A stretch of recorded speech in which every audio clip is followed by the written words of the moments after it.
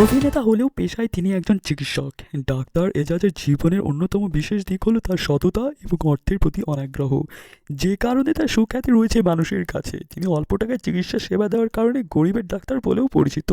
তিনি মনে করেন সেবায় চিকিৎসকের প্রধান লক্ষ্য, তাই তিনি নিজের চেম্বারে মাত্র ৩০০ টাকায় রোগী দেখেন। এখনও অর্থের প্রতি লোভ বা অতিরিক্ত উপার্জনের আকাঙ্ক্ষা তাকে কখনো প্রভাবিত করতে পারেনি।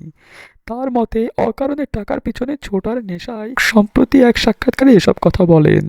ডাক্তারের কাজে অভিনেতা বলেন, আমার ভিজিট এখনও ৩০০ টাকার বেশি বাড়েনি। যখন প্রমোশন হলো তখন আমার স্টাফরা আমাকে বলল, আপনার জুনিয়র চিকিৎসকরা আপনার চেয়ে বেশি ভিজিট নেয়, আপনি তো আরও বিশেষজ্ঞ, এত কম ভিজিট নিলে মানুষ সন্দেহ করবে, মান সম্মান থাকবে না। আমি বললাম, সন্দেহ করার তো কিছু নেই। এজাজ আরও বলেন, এরপর যখন ৫০০ ভিজিট নেওয়া শুরু করলাম তখন আমার মনে হলো ৫০০ টাকা দিতে ভীষণ কষ্ট হচ্ছে ওদের। আমি ২ দিন পর্যন্ত নিলাম। পরে স্টাফদের ডেকে দিয়ে বললাম, ভিজিট ৩০০ টাকাই থাকবে এবং এটা আমৃত্যু।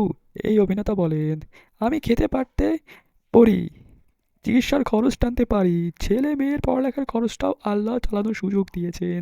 তো খারাপ কি? এর চেয়ে বেশি টাকার তো আমার প্রয়োজন বলে মনে হয় না। একজন মানুষ এত টাকার পেছনে ছুটবে, এত টাকা কেন তার প্রয়োজন হবে? আমি মনে করি অকারণে টাকার পিছনে ছোটার নেশা একটা মানসিক রোগ।